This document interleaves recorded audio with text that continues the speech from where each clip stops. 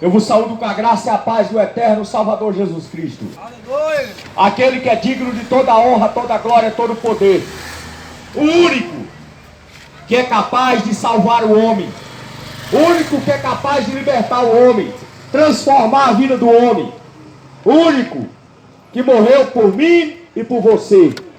Aquele que é digno de toda a honra, toda a glória, todo o poder. Esse Jesus Cristo que vai voltar para buscar os seus. Ele vem para buscar os seus escolhidos. Ele falou no Evangelho de Mateus, no capítulo 24, que se ele não abreviasse os dias, nem os escolhidos seriam salvos. Porque está difícil de achar pessoas que querem viver em prol do Evangelho de Cristo. Está difícil de achar pessoas que querem morrer em prol do Evangelho de Cristo. Está difícil de achar crentes verdadeiros que querem expor suas vidas em prol do Evangelho da graça. O que mais nós vemos são mentiras, enganos e mais enganos.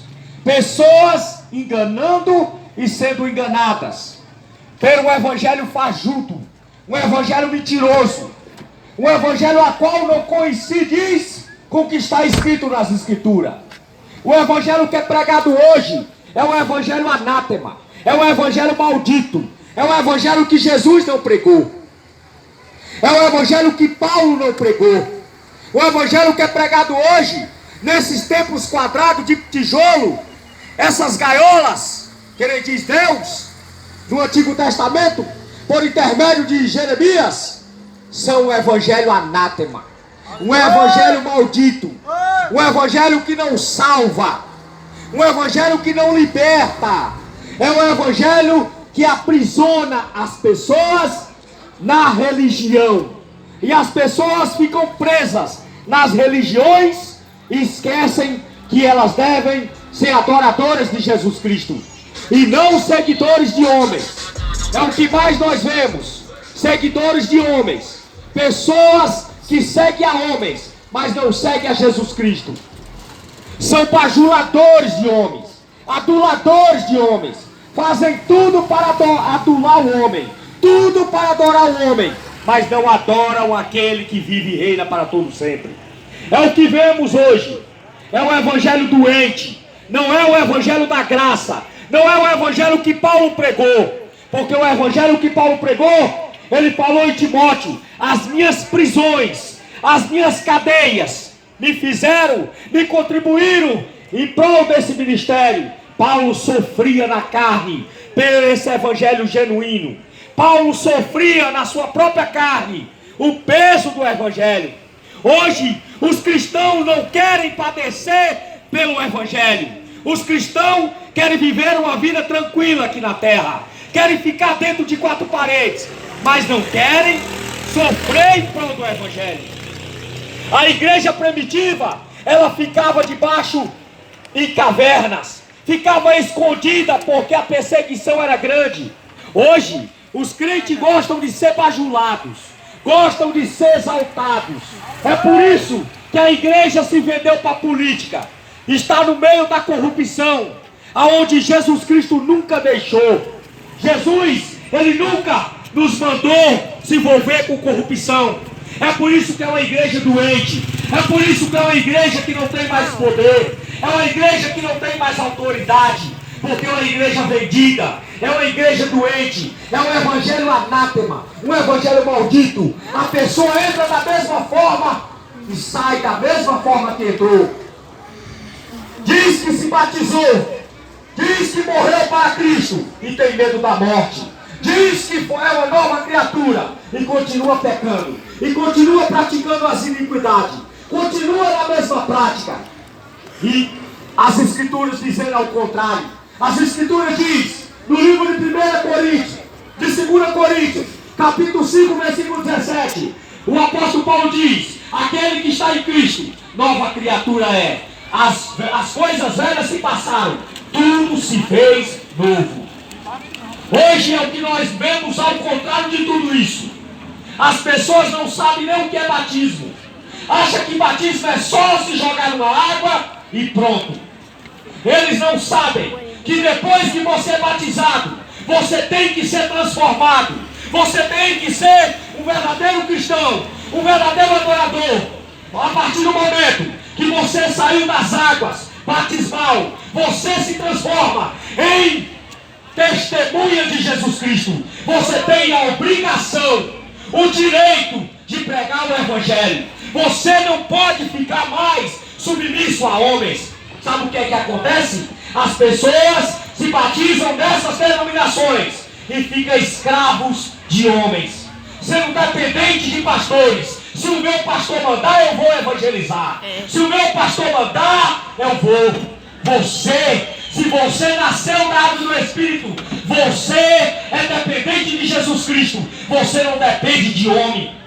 Você depende somente do Espírito Santo. Se o Espírito Santo te mandar, você tem que ir. Porque Jesus falou no Evangelho de João, capítulo 3, versículo 8, que aqueles que são nascidos do Espírito são como o vento, que são, você não sabe de onde vem e nem para onde vai. Assim são todos que são nascidos do Espírito. Quem é nascido do Espírito Santo não tem vontade própria, porque quem habita nele é o Espírito Santo, é o Espírito da graça. É por isso que quem nasce da água e do Espírito, ele não tem mais domínio sobre si, porque quem domina ele é o Espírito Santo. É por isso que Jesus falou que todo aquele que é nascido do Espírito, ele é como o vento. Você não sabe de onde vem e nem para onde vai. Só que o que acontece hoje, são batizados em denominações e são escravos de homens, se tornam escravos de denominações, mas não se tornam escravos de Cristo. Somos escravos de Cristo, somos mensageiros de Cristo, não de homens. Isaías capítulo 66.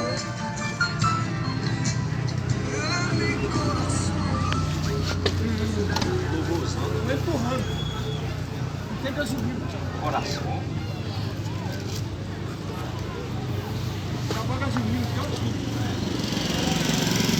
Isaías, capítulo 66. Assim diz o Senhor: o céu é o meu trono, a terra é o estrado dos meus pés. Que casa edificaria vós para mim? Qual é o lugar do meu repouso? Porque a minha mão fez todas essas coisas. Todas as vieram a existir, diz o Senhor. Mas ao homem, a quem olharei? Este, o aflito, o abatido de espírito, e o que treme diante da minha palavra, este eu olharei. Que casa você acha que Deus habita? Que tipo de templo que você está esperando Deus habitar? Porque Atos 17, 24, o apóstolo Paulo fala: o Deus que criou os céus e a terra, sendo Ele criador de todas as coisas, nunca habitou e nunca vai habitar em templos feitos de tijolo. Deus não habita em templos de tijolo. Deus habita dentro do homem. 1 Coríntios capítulo 3, versículo 16 e 17. Não sabeis vós que vós é o santuário do Deus vivente? 1 Coríntios capítulo 6, versículo 19 e versículo 20. Não sabeis vós que vós é templo, morada do Espírito Santo? Esta é a verdadeira casa de Deus. Hebreus capítulo 3, versículo 6. Deus, sobre a sua casa, casa qual somos nós. Deus não habita em templos feitos de tijolo. Será que é difícil você entrar isso na tua cabeça? Deus não habita porque Ele é Espírito. Ele precisa do teu corpo para manifestar a sua glória. Aleluia! Deus precisa de você para manifestar o seu poder, porque você foi criado por Ele. É por isso que Deus precisa se manifestar no homem. O apóstolo Paulo diz, no livro de 2 Coríntios, temos, porém, este tesouro em vasos de barro, para que a excelência do poder seja totalmente de Deus, o Espírito Santo. Esse é o maior tesouro que o homem tem. O apóstolo Paulo fala, temos, porém, este tesouro em vasos de barro. Eu e você, vasos de barro. Cacos, que ele diz no livro de Isaías, capítulo 43, caco de barro. Vaso, é o que está escrito no livro de Jeremias, no capítulo 18. Vasos. É isso. Por isso que Deus precisa de um vaso. Deus precisa de um corpo. Deus precisa de um corpo limpo. Porque o Espírito Santo não habita em templos sujos. Aleluia. Por isso que é necessário você se arrepender. Buscar o Senhor de todo o teu coração, de toda a tua alma, de todo o teu entendimento. Se purificar. Então, o Espírito Santo vem, repousa sobre a tua vida e transforma você. É por isso que este evangelho está encoberto para milhares, milhares e milhares. Sabe por quê? Porque o pastor nunca vai falar para você que você não precisa ir para aquele templo de tijolo. Sabe por quê que ele não vai falar? Porque ele está te roubando com o dízimo. O pastor nunca vai falar para você que você não precisa mais dizimar. Sabe por quê? Porque ele quer desfrutar do teu dinheiro. Aleluia. O pastor nunca vai falar para você que você não tem necessidade de ir para um templo de tijolo, porque Deus não habita lá. Ele nunca vai falar isso para você. Sabe por quê? Porque ele precisa do teu dinheiro para andar de carrão, para comprar fazenda. É por isso que ele nunca vai falar para você que você não tem necessidade de ir para uma caixa de fósforo quadrada chamada igreja. A igreja é eu e você. Meu Deus. Ele nunca vai falar para você.